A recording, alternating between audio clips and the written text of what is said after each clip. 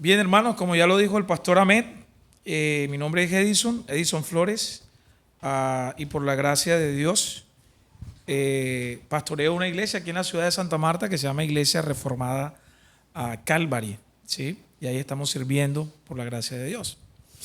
Y hablando con el pastor Ahmed, estábamos pensando, ¿no? Bueno, estábamos orando por ustedes, pero también cómo podíamos apoyarlos, y surgió la idea de poder venir una vez al mes y poder traer esta serie acerca de las marcas de una iglesia saludable. Ustedes saben que hay marcas que son buenas, ¿no? Hay marcas que son muy buenas. Hay otras marcas que no son tan buenas, ¿sí? Y vamos a ver a la luz de las Escrituras realmente esos distintivos, esas marcas que muestran que una iglesia es saludable. Normalmente a veces nosotros, no sé si pasa aquí, pero en algunas, es como en la familia, cuando un hijo es sobresaliente o un hijo es talentoso en algo, a veces en la casa se pelea el papá o la mamá a ver a quién salió el hijo tan inteligente o tan brillante, ¿no? Y el papá dice, no, es que salió a mí, ¿verdad? El hijo. O la mamá dice, no, salió a mí. Pero si es algo negativo, normalmente, no, salió al papá. El papá, si ustedes lo conocieran, travieso, ¿verdad? Pero bien es cierto que en las iglesias hay algunas cosas que no son saludables. Entonces nosotros queremos mirar a la luz de la palabra de Dios esas marcas distintivas que nos muestran que una iglesia no solamente es verdadera, sino que también es saludable. No sé si ustedes ven ahí la diferencia. O sea, es posible, hay algunos distintivos fundamentales que nos ayudan a pensar, bueno, ellos también son una iglesia. Porque no todos aquellos que dicen que son iglesia realmente son iglesia, ¿verdad? Pero entonces hay algunas iglesias que son verdaderas, pero no son tan saludables. No sé si ustedes notan ahí la diferencia. Hay algunas iglesias que son verdaderas, pero hay algunas iglesias que son más saludables que otras. Y nosotros hemos venido orando y pensando realmente en esos distintivos que nos muestran que una iglesia realmente es una iglesia saludable.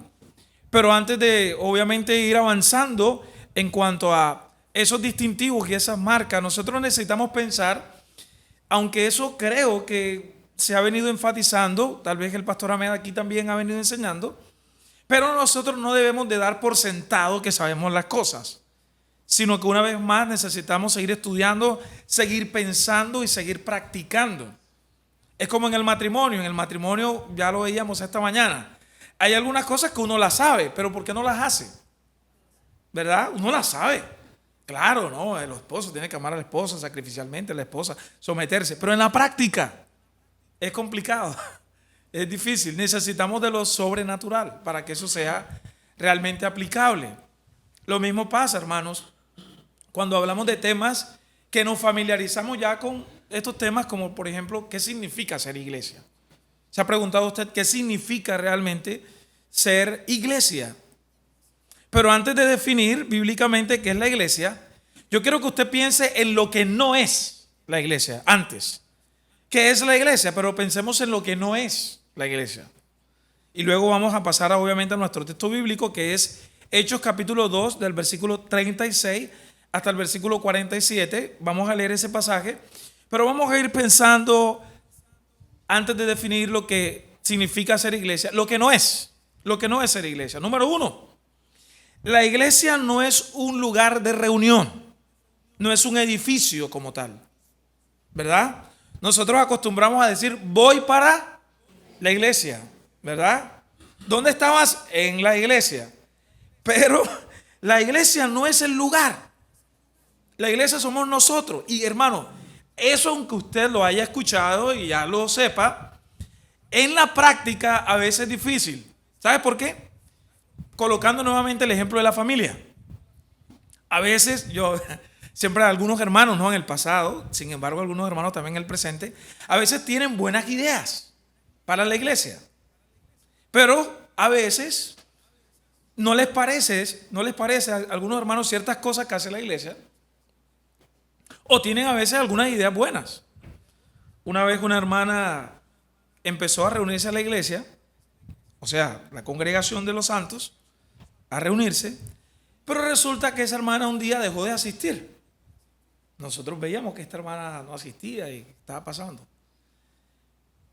A veces hay personas que se van de la iglesia, no le dicen al pastor, no le dicen a los líderes, uno se entera después, no, está por allá en otra iglesia.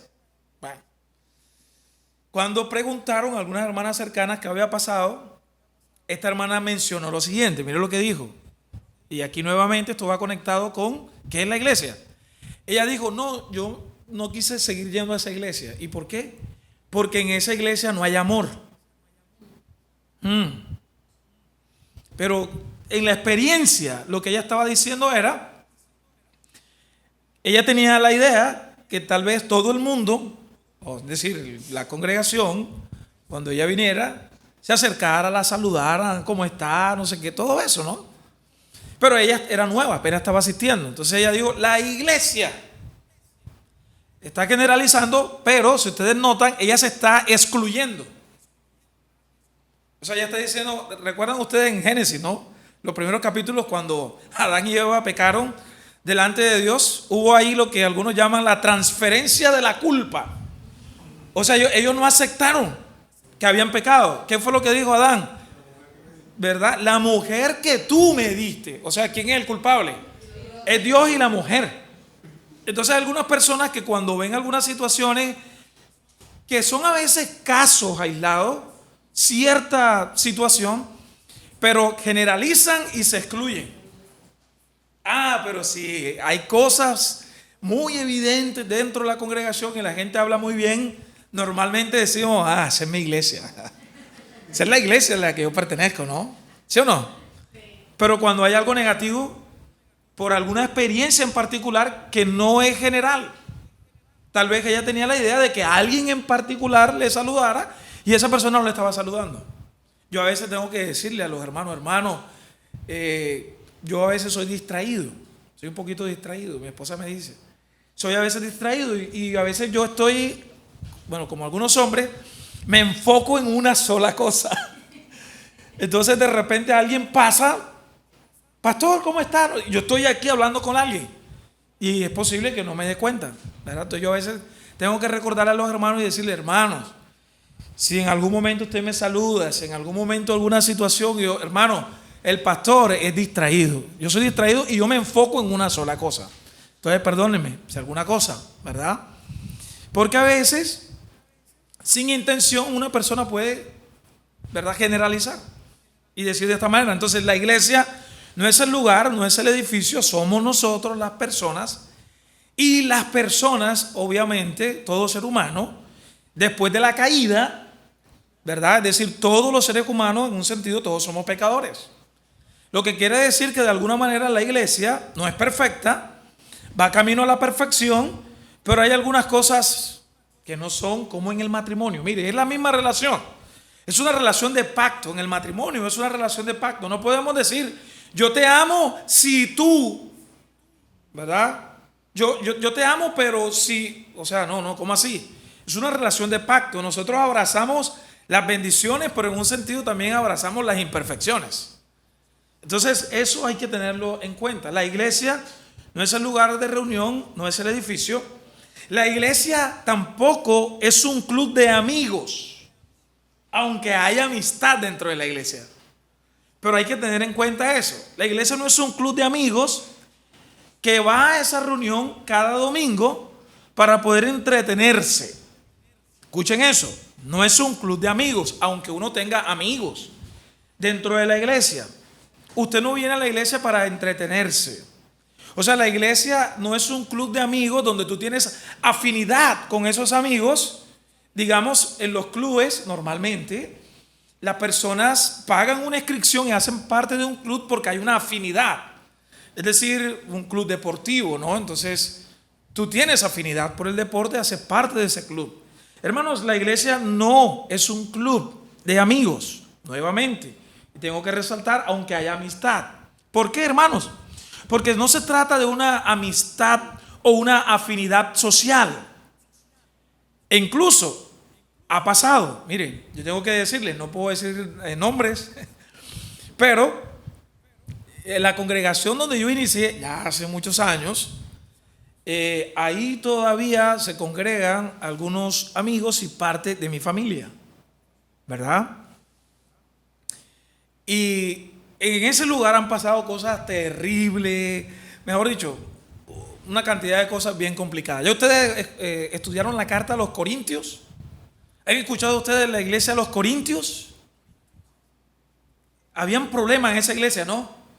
¿Qué había?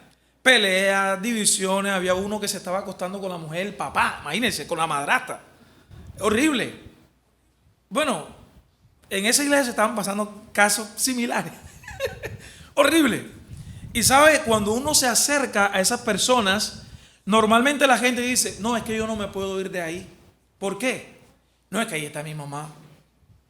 No, es que esa es la iglesia donde yo nací hace, no sé, 40 años. O sea, ¿qué lo amarra a esa persona? Tradiciones, amistades, una afinidad emocional. Por eso nuevamente la iglesia no es un club de amigos donde se entretiene, donde hay una afinidad, donde hay una amistad, donde hay una tradición. ¿Sí? Obviamente hay tradiciones que son bíblicas, hay algunas tradiciones que no son bíblicas, hay cosas que están fuera de lugar.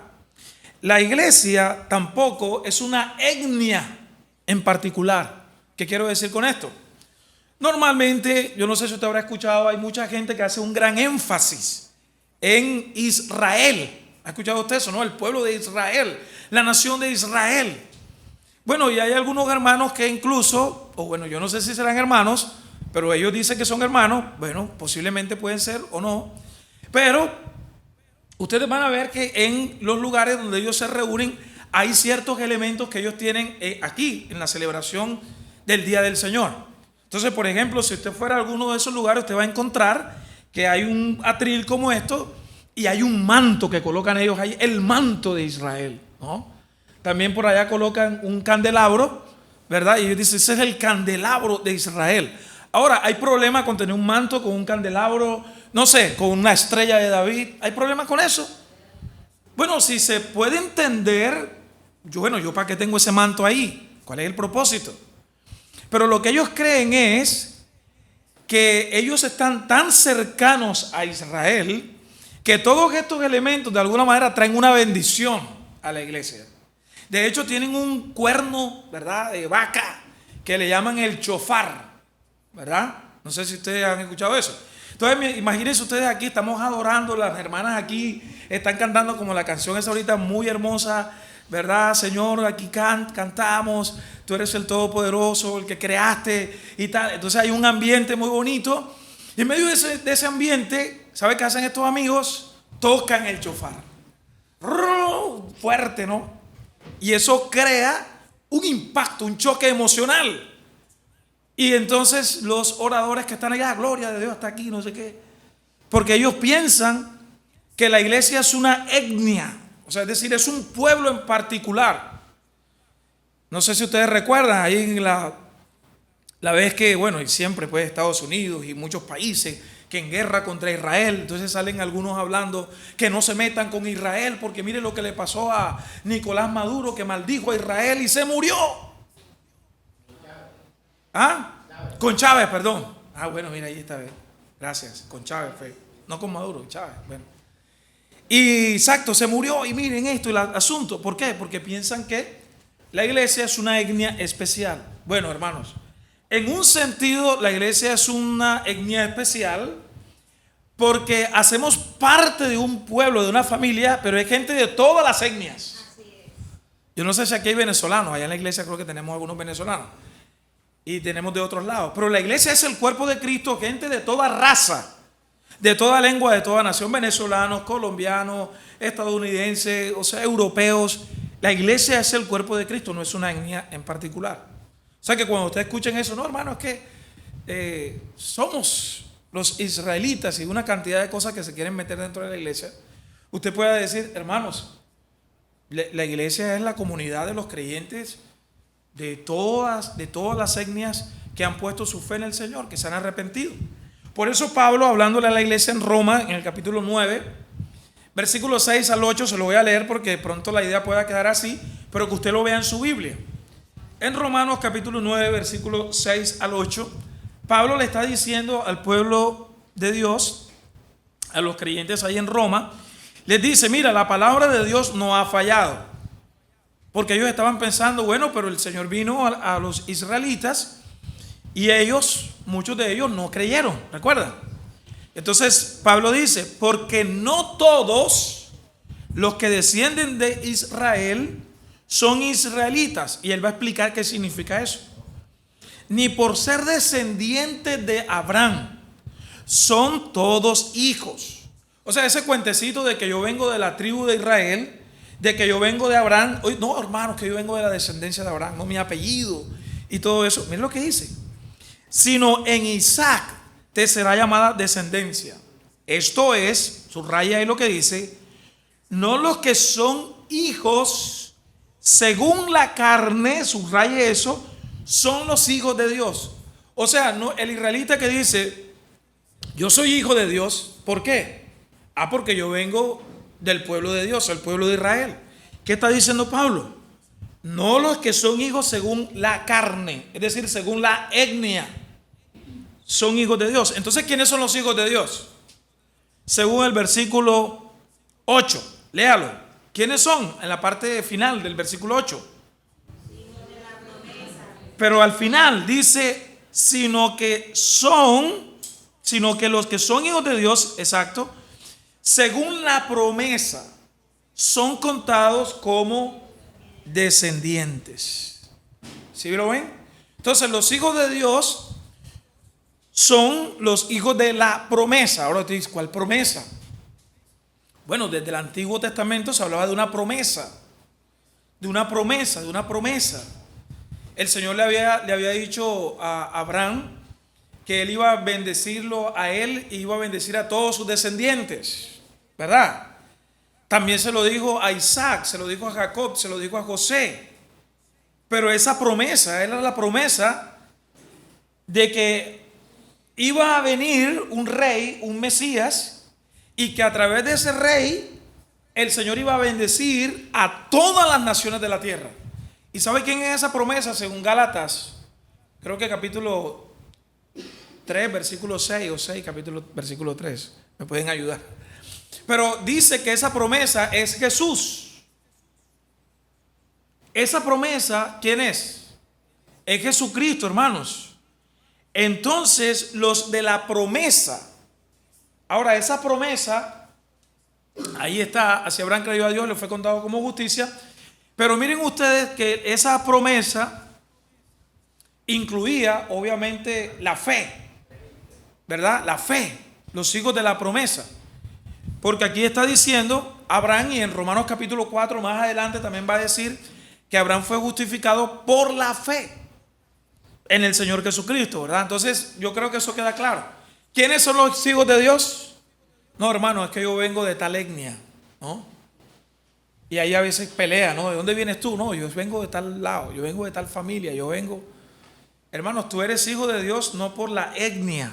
O sea que la iglesia no es una etnia en un sentido, una nación en particular, sino la iglesia es el pueblo de Dios que ha puesto su fe en la persona del Señor Jesucristo. Ahora sí vayamos a Hechos capítulo 2, versículo 36 al 47. De pronto, a medida que vaya avanzando, voy avanzando un poquito rápido, pero quería que ustedes tuvieran en cuenta lo que no significa ser iglesia. No sé si le quedó claro hasta ahí lo que no significa. Vamos a ver Hechos capítulo 2, versículo 36 al versículo 47. Si ya lo tienen, Hechos 2. ¿Lo tienen? Bueno, vamos a leer la palabra de Dios. Hechos 2, 36 dice: sepa pues ciertísimamente toda la casa de Israel que a este Jesús, a quien vosotros crucificasteis, Dios le ha hecho Señor y Cristo. Al oír esto, se compungieron de corazón y dijeron a Pedro y a los 11 apóstoles: varones hermanos, ¿qué haremos? Pedro les dijo: arrepiéntanse, bautícense cada uno de vosotros en el nombre de Jesucristo, esto para el perdón de los pecados, y recibiréis el don del Espíritu Santo. Versículo 39, porque para vosotros es la promesa, ¿ya lo vieron? Y para nuestros hijos y para todos los que están lejos, para cuanto el Señor nuestro Dios llamare. Y con otras muchas palabras testificaba y le exhortaba diciendo: sed salvos de esta perversa generación. Así que los que recibieron su palabra fueron bautizados, y se añadieron aquel día, ¿cuántas personas?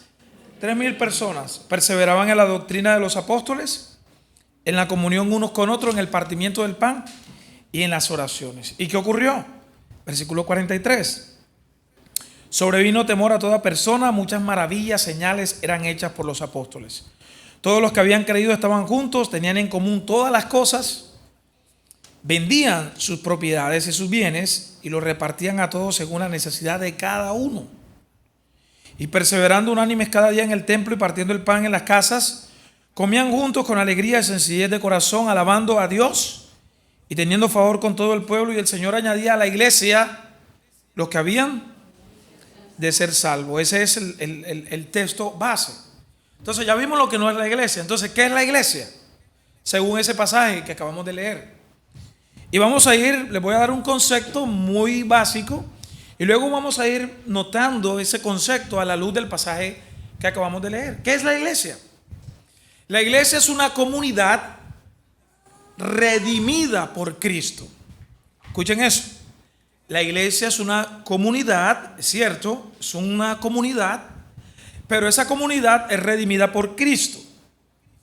Esa comunidad es de todas las naciones, o sea, gente de todas las naciones. Pero miren esto, la iglesia es nacida del Espíritu Santo y edificada sobre el Evangelio del Señor Jesucristo.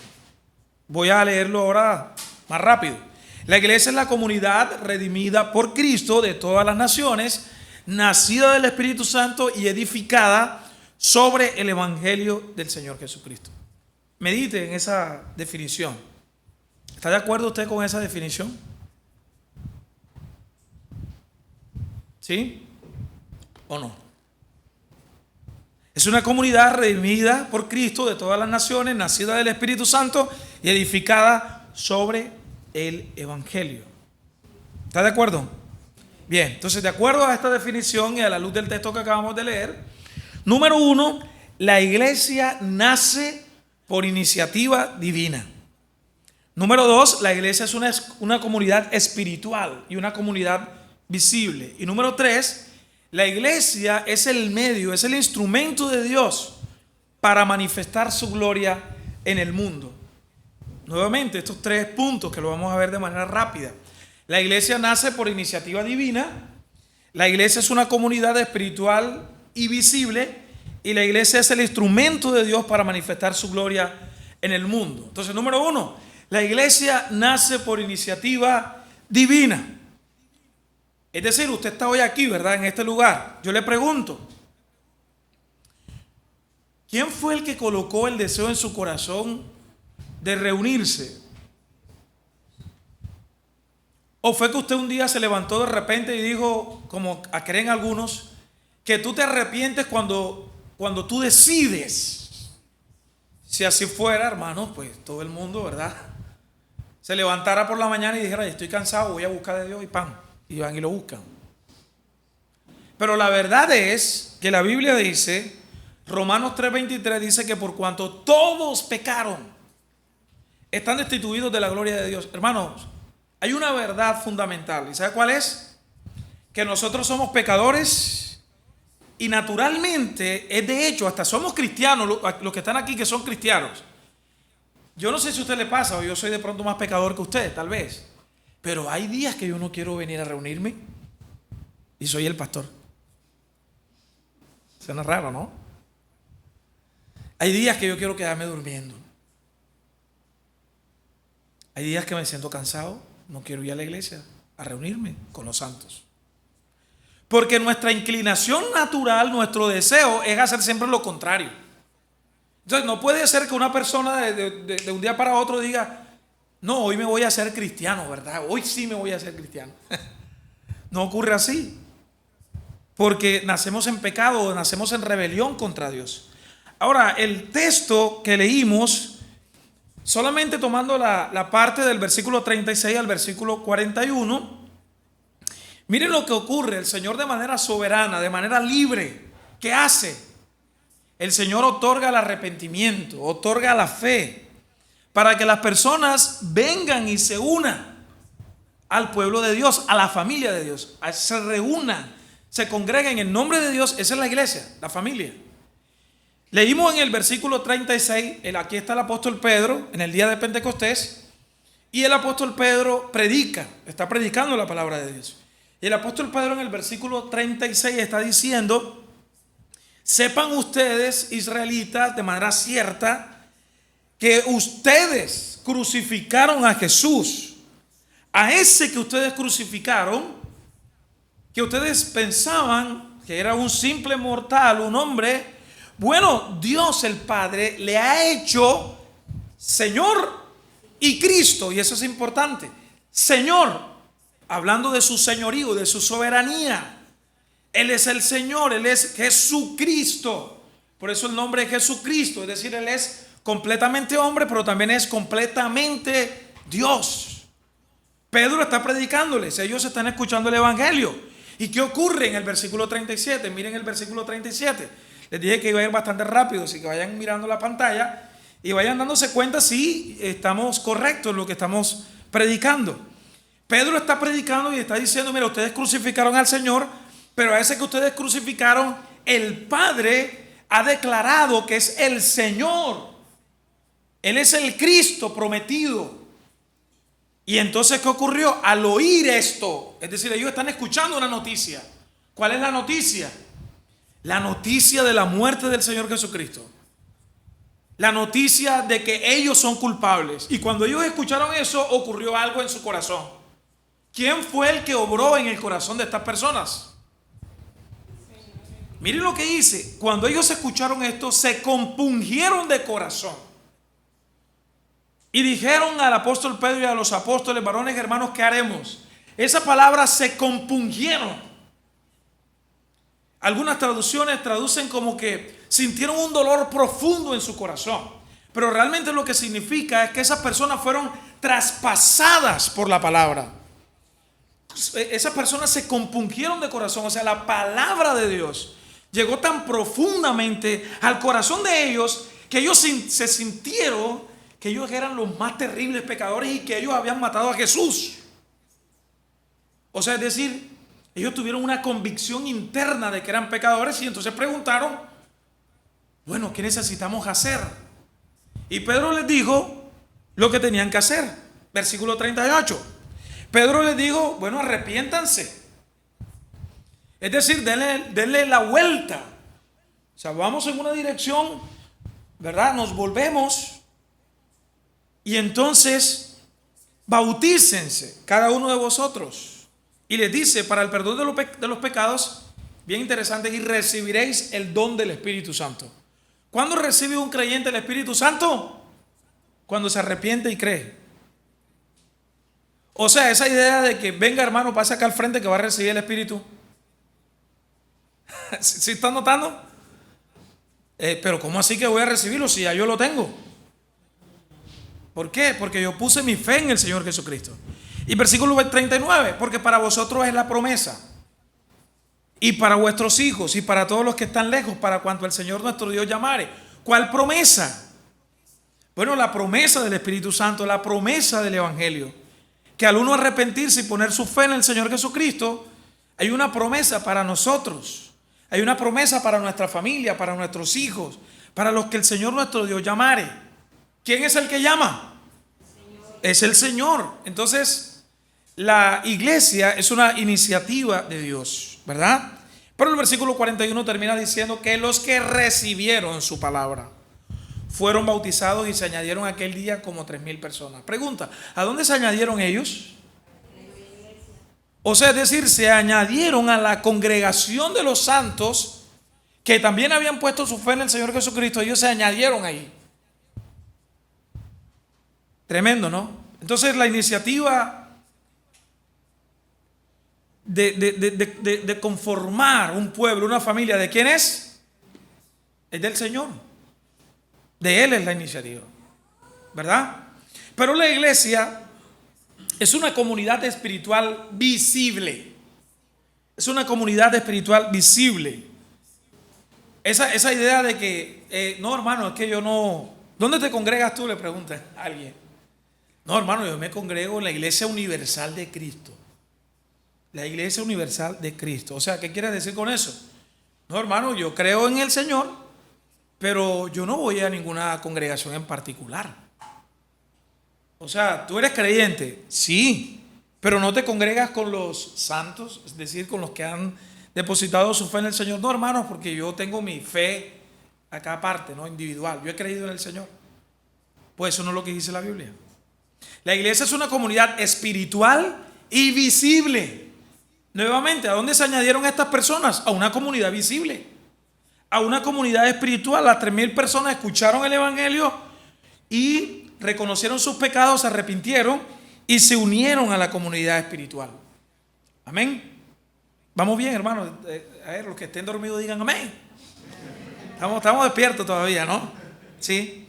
El pastor amén me dice cuando corto porque... Bueno, ahora, listo. ¿Qué empezaron a hacer esos creyentes? El Señor obra de manera soberana y ellos se unen. Pero ¿qué empezaron a hacer esos creyentes desde ese momento? ¿Qué empezaron a hacer ellos? Versículo 42. Léalo. Y perseveraban en la doctrina de los apóstoles, en la comunión con otros, en el partimiento del pan y en las oraciones. Pregunta, ¿qué debe de hacer la iglesia? ¿Qué debemos hacer nosotros como iglesia? Miren, hay algunas iglesias, como les decía ahorita, algunas personas son muy creativas y tienen ideas. Y hay algunos líderes que copian todo porque les parece, wow, es una creatividad muy buena. Me contaron, no lo vi, pero me contaron y sé que sí, porque después me lo mostraron pues también, y un amigo que se congregaba ahí me contó. Me dijo que el pastor de su iglesia acostumbraba, cuando llegaba el Halloween, 31 de octubre, hacía una actividad especial para toda la iglesia. Tenía un evento especialmente para los jóvenes, porque es una iglesia muy grande con muchos jóvenes. Y sabe, el pastor se disfrazaba de Superman y la esposa se disfrazaba de la Mujer Maravilla. Y iban allí, ¿verdad? Porque ellos tienen la idea de que hay que hacer cosas creativas para mantener a la gente que está ahí. O sea, que la gente se interese por las cosas de Dios. Porque ellos piensan que a la iglesia se va a hacer muchas cosas, es decir, entretenimiento, que la gente se conecte, que la gente, para que venga. Pues déjeme decirle que esos lugares van a tener que hacer todo eso, e incluso por eso es que ellos van siempre subiendo. O sea, hicieron eso, pero otro día hacen otra, y otro día hacen otra cosa, y otro día hacen otra cosa. ¿Por qué? Porque la gente está tan acostumbrada al emocionalismo, no a la emoción, al emocionalismo, a todo el entretenimiento, que la gente, o sea, obviamente está entretenida con todo lo que está pasando en ese lugar. Por eso es que ustedes van a ver que de repente en alguna de estas mega iglesias, de repente están esperando al predicador y el predicador ni siquiera se para, lee la Biblia, lee las escrituras, sino que de repente el pastor entra en un Lamborghini, en el púlpito. ¿Cómo lo hacen? Organizan todo eso. Entran en una moto, ¿verdad? Todo disfrazado, una cantidad de cosas. ¿Por qué? Porque ellos piensan que a la iglesia se va a hacer eso, a entretenerse. Pero hermanos, lo acabamos de leer. ¿Qué hace la iglesia? ¿A qué venimos nosotros a la iglesia? Cuando nosotros venimos y nos congregamos en nombre del Señor como la iglesia, ¿qué venimos a hacer? Versículo 42. Venimos a perseverar en la doctrina de la palabra. Dice doctrina de los apóstoles. Porque obviamente los apóstoles aprendieron la doctrina de Cristo. Y los apóstoles siguieron predicando la doctrina. Y ahora nosotros tenemos la doctrina de Cristo. ¿Dónde? En la Biblia, en la palabra de Dios. Entonces esa palabra doctrina a la gente le da miedo cuando escucha eso. No, hermano, yo voy a esa iglesia y me duermo. Pero ¿por qué no? Oye, el pastor se pone a contar y a hablar, mejor dicho, está dando una cátedra de matrimonio. Invitó a un pastor ahí que eso, mejor dicho, hablando de la iglesia. Y eso me da dicen algunos, ¿no? En algunas regiones me da una pava, un sueño que me da. Bueno, si usted no viene a escuchar la doctrina, hermanos, o sea, ¿a qué venimos? Eso ha hecho la iglesia verdadera. Escuchar la doctrina, la enseñanza. ¿Qué más? En la comunión unos con otros. Si recuerda que dije al principio lo que no es una iglesia. Mencionaba que una iglesia no es un club social donde venimos, ¿verdad?, a entretenernos. Pero si bien es cierto, la iglesia es la comunión, la coinonía. Es decir, nosotros venimos aquí, nos reunimos en nombre del Señor, pero hermanos, la idea ahí de comunión unos con otros, ¿sabe cuál es? De compartir la vida. Ahorita la hermana estaba orando, por ejemplo, por un hermano de acá. Y le duele, ¿verdad? Y le escuchaba de alguna manera como quebrantada por la salud de esa persona. Uno se interesa por la vida de las personas. De esa comunión es la que habla. De que tú escuchas que le está pasando algo a tu hermano y tú oras por ese hermano. Y tú lo visitas y le apoyas en la medida que puedas. Pero dice que la iglesia perseveraba en el partimiento del pan y las oraciones. Y ojalá usted subraye esa palabra, perseveraban. Porque no es que en algún momento ellos lo hacían. No, era algo continuo. Entonces, hermano, yo sé que nuevamente a nuestra carne le gusta el entretenimiento. Eso nos gusta, ¿o no? Que lo digan los jóvenes. Se pueden pasar en el celular pasando y pasando y pasando y pasando. Están entretenidos. De hecho, por ejemplo, en mi caso, a mí no me gusta mucho ver películas. Tengo que reconocerlo. A mi esposa y a mis hijos les encanta ver películas. Yo los acompaño algunas veces. Y resulta que a veces llego cuando ya ellos se están viendo una serie y va bastante adelantada. Entonces yo llego y como no sé por dónde va, yo siempre le digo, oye, ¿y eso qué significa? ¿Y por dónde va? Papi, pero tú no te estás viendo eso y vienes a interrumpir y no sé qué, ¿verdad? Se entretienen y están ahí. Y miren, normalmente, lo tengo que decir, nuestra carne le gusta eso. Entonces uno se mete ahí. No sé si a usted le habrá pasado en algún momento. Usted se empieza a ver una serie, usted se empieza a ver un programa que tiene varios capítulos y usted se engancha y usted está ahí. Y no sé cuántas horas puede pasar viéndose una serie. Y hay algunos incluso que cuando tú le dices, oye, mira acá, y esta serie, no, si ya me la vi. En un fin de semana madrugaron ahí, ¿verdad? Y toda la noche viéndose una serie. Pero 5 minutos para leer la Biblia en la mañana, eso es complicado. ¿Sí o no? Tener comunión, o sea, que tú compartas con la otra persona, que te interese por la vida de otra persona, que tú vayas, que ores, o sea, que tú llores con el que llora, que tú rías con el que ríe. Hermano, eso es difícil, porque necesitamos la obra del Espíritu Santo. Entonces, la iglesia es la comunidad del pueblo de Dios, una comunidad espiritual y una comunidad visible. Amén. O sea, hermanos, por todo el mundo, en diferentes partes del mundo, hay comunidades como esta. Esas comunidades son comunidades que están en un lugar específico, ¿verdad? En una ciudad específica, en un barrio específico. Todas esas comunidades reunidas en nombre del Señor, que realmente están centrados en Cristo, que confiesan la doctrina cristiana. Bueno, toda esa comunidad en el mundo hace parte de la comunidad espiritual. Pero es una comunidad que geográficamente se encuentra.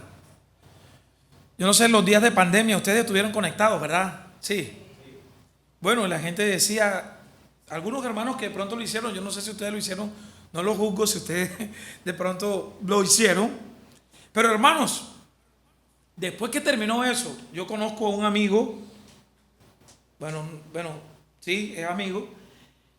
Y este amigo, después que terminó la pandemia, ¿sabe qué pasó? Que siguió haciendo cultos virtuales hasta el momento. Cultos virtuales, no se reúnen. Entonces él dice la iglesia en línea. Hermano, eso no es iglesia.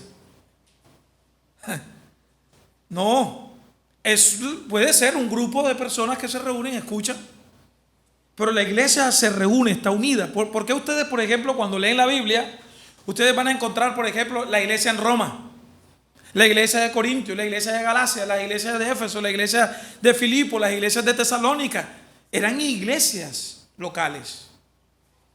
Entonces la iglesia es la comunidad espiritual, pero es una comunidad visible. Por ejemplo, hermanos, ¿por qué el evangelista Lucas, que es el que escribe Hechos de los Apóstoles, por qué menciona un número? Porque dice que eran como 3,000 personas. Y se añadieron ¿a dónde? Al grupo de los que ya ellos conocían también. Ahora, sabemos que es complicado, ¿verdad? O sea, reunirse y conocer a todo el mundo, pero también ellos participaban en el partimiento del pan y las oraciones. Entonces, hermanos, como iglesia estamos llamados a hacer eso.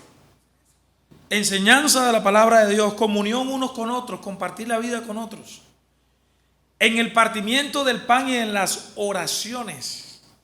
O sea, es decir, nosotros oramos de manera privada, pero oramos de manera corporativa cuando nos reunimos como iglesia. La reunión de los santos orando en nombre del Señor. Perseveraban en el partimiento del pan. ¿A qué hace referencia ahí Lucas? Bueno, posiblemente a la cena del Señor, que nos muestra una relación que tenemos con Él verticalmente y una relación, ¿verdad?, horizontal con el pueblo de Dios también. Pero no solo eso, más adelante en el versículo 46 van a decir que ellos compartían el pan en las casas. ¿Qué quiere decir eso? Bueno, se invitaban a almorzar, a comer, participaban en reuniones.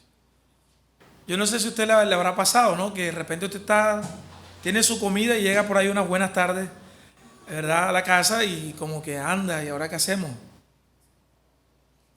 Yo no sé si lo conté aquí, ¿no? Yo a veces cuento las historias y las repito.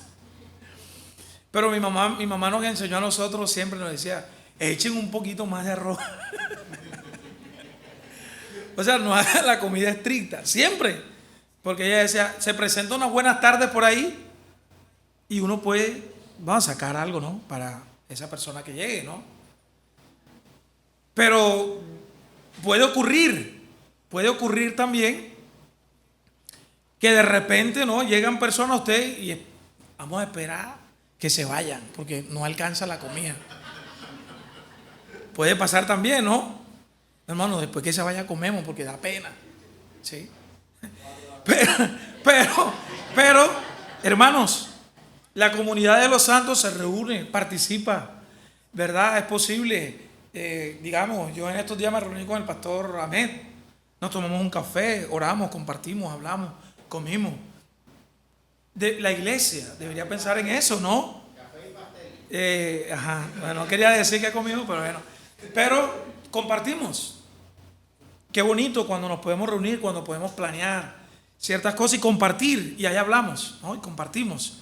Entonces, esa comunidad de creyentes, guiada por el Espíritu Santo, compartían sus vidas, vivían de manera continua, no era ocasional. Ellos perseveraban en todos estos elementos que acabamos de leer ahorita. Pero, como resultado de esa vida comunitaria, que no va a alcanzar para hacer ahí minucioso en el versículo, pero ustedes lo pueden ver del versículo 43 al versículo 47. ¿Qué ocurría? Había un resultado de esa vida comunitaria. Versículo 43 dice que sobrevino temor a toda persona y muchas maravillas y señales eran hechas por los apóstoles. Ese temor del que habla ahí la Escritura era un temor reverente, era una conciencia que ellos tenían que la presencia de Dios estaba allí con ellos. Miren que el versículo dice, sobrevino temor a toda persona. O sea, es decir, los creyentes que estaban ahí estaban tan asombrados, estaban tan conscientes de la presencia de Dios que en medio de ellos, que ellos tenían un temor reverente, una conciencia de que Dios estaba con ellos. Pero ese temor era un temor también que la gente que no era creyente estaba notando eso. O sea, como que, oye, esta gente, ¿qué es lo que hace cuando se reúnen? De hecho, ustedes van a leer, bueno, eso está en la historia de la iglesia, ¿no? Pero alguna gente especulaba, como no sabían que hacía la iglesia, algunos decían, no, es que ellos por allá dicen que son hermanos y entre ellos hay insectos, practican pecado y practican el canibalismo porque dicen que se comen la carne y se comen por allá la vida de un hombre que dicen que se llama Jesús.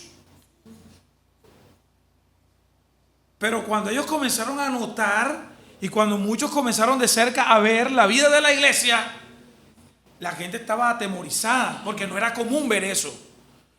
Oye, esta gente cómo se ama, esta gente cómo se cuida, oye, esta gente cómo comparte el pan.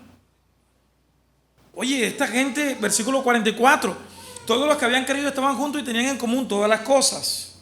Versículo 45, vendían sus propiedades y bienes y los repartían a todos según la necesidad de cada uno. Escuchen esto.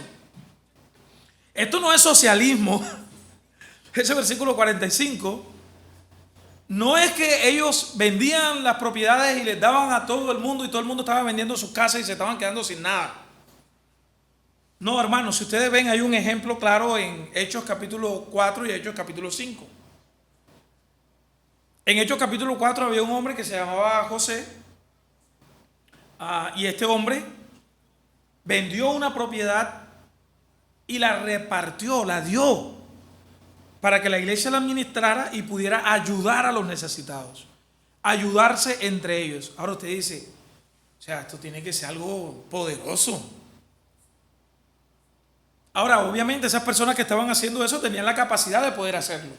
Eso no es la idea por ahí de que vende la plancha, vende la licuadora, vende el computador, vende el iPad, vende esto y tráelo a la iglesia para que Dios te bendiga. No, esa no es la idea.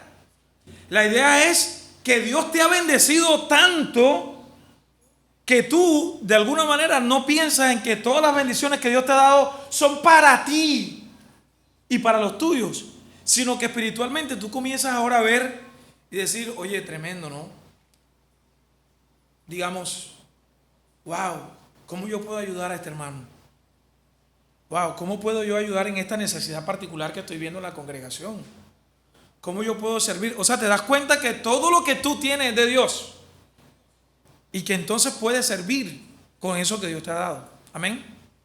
Eso es lo que está diciendo. O sea, la obra del Espíritu Santo era tan poderosa en la vida de estos creyentes que ellos no pensaban por allá como que voy a consultarlo con no sé quiéncito, después voy a consultarlo con no sé quiéncito y voy a consultarlo con esto y al final, no, hombre, no. Eso es mucha plata. No, y algunas personas a veces comienzan a pensar, se los digo, ¿no? Algunas personas a veces comienzan a pensar, se dan cuenta, ven el pastor, ven la vida del pastor, ven la familia, ven esto. Y ellos no necesitan. Pero es que estamos hablando de la comunidad, estamos hablando de los santos. ¿Qué hacían ellos? Ellos hacían eso, hermanos. Y miren el versículo 46. Perseveraban unánimes cada día en el templo y partiendo el pan en las casas. Hermanos, esto tenía que ser una obra poderosa del Espíritu Santo. De hecho, eso fue lo que pasó. Todo esto, hermano, era un impacto que ocurrió en el seno de la iglesia de manera interna en la vida de cada persona, pero hubo un impacto hacia afuera. O sea, es decir, incluso gente que no era creyente estaban siendo impactados. Por eso menciono en este último punto que la iglesia es el instrumento de Dios para manifestar su gloria en el mundo. Ahorita estaban hablando del matrimonio. Miren ustedes, ¿cómo puede un no creyente ser impactado a través de tu matrimonio? Que el hombre pueda pensar, decir, oye, este hombre cómo trata a su esposa. Oye, esta esposa yo veo cómo respeta a su esposo. Las personas de afuera, pues, ojalá mi matrimonio fuera así. ¿Verdad? Es la obra de Cristo, era lo que estaba pasando. Versículo 43 dice que vino temor. Versículo 44, todos tenían en común todas las cosas. Versículo 45, de manera voluntaria, de manera generosa, de manera voluntaria. No fue que les dijeron, hermano, pero hoy domingo, hoy es día de pacto. Hoy es la siembra y la cosecha. Entonces cada uno tiene que traer para hacer pacto con Dios aquí, ¿verdad? No, hermanos. Esta gente estaba tan agradecida por lo que Dios había hecho en sus vidas y que Dios les había provisto tanto que ellos con generosidad y de manera voluntaria Ellos podían hacer esto. Pero el versículo 46, el hecho de perseverar unánimes espiritualmente hablando, cada día en el templo. O sea, hermanos, esta gente iba al templo en ese momento. Se reunían todavía en el templo, allí en Jerusalén. Ustedes saben, en el templo se reunían por lo menos 3 veces a la semana. Por lo menos, o perdón, no 3 veces a la semana. En el día, cada día, ellos tenían 2 reuniones, por lo menos. Hacían dos sacrificios, uno por la mañana y uno por la tarde. Oraban 3 veces al día. ¿Recuerdan? Pedro y Juan iban a orar a la hora de la oración. O sea, es decir, esta gente tenía una relación, una comunión, que querían estar ahí reunidos. Iban ahí a ese lugar, porque en ese lugar se predicaba la palabra de Dios. En ese lugar había comunión. En ese lugar, ¿verdad?, se estaban estimulando los unos a los otros para seguir perseverando en el Señor. Pero también dice en el versículo 46 que eso no solamente lo hacían en el templo, sino también partiendo el pan en las casas. Porque una cosa es, hermanos, venir aquí cada domingo, que nos vemos muy bien. Yo los veo a ustedes y yo digo, wow, esta gente sí es piadosa. Yo los veo a ustedes y digo, esta gente está casi en el cielo. Cantan, escuchan la palabra, están atentos, ¿verdad? Esta gente es de Dios. Nosotros podemos venir aquí al domingo, cantamos, venimos, pero la vida en la casa, la vida en el trabajo, ¿cómo es? Esta gente perseveraba, no solamente iba los días de adoración, sino también se visitaban y compartían los unos a los otros. Hermano, eso tiene que ser del Señor. Nuevamente, humanamente, usted no quiere eso. Nuevamente, tengo que decirlo, por lo menos a mí, que te estén visitando todos los días. Eso es fácil. No es tan fácil. Que tú tengas que estar recibiendo visitas. No. Y normalmente a veces uno como pastor, uno no piensa mucho, ¿no?, en eso. Como que, mi amor, mira que vienen estos hermanos para acá y mira, voy a tener una reunión aquí, güey. Llega un momento que la esposa dice, pero todo lo quieres hacer aquí, o sea, tampoco. ¿Verdad? O sea, naturalmente nosotros no queremos eso. Pero espiritualmente es la obra del Señor, hermanos. ¿Y qué ocurre como testimonio de todo esto? ¿Cómo crece la iglesia? Con esto ya termino, ¿no? Creo que ya me he pasado. ¿Cómo termina esto? El versículo 47 dice, había alabanza, alabando a Dios y teniendo favor con todo el pueblo. Es decir, había una simpatía. Aunque no toda la gente que estaba afuera era creyente, los de afuera tenían una simpatía. O sea, es decir, esta gente, bueno, están ahí en comunión, esta gente cómo se ama, esta gente cómo sirve.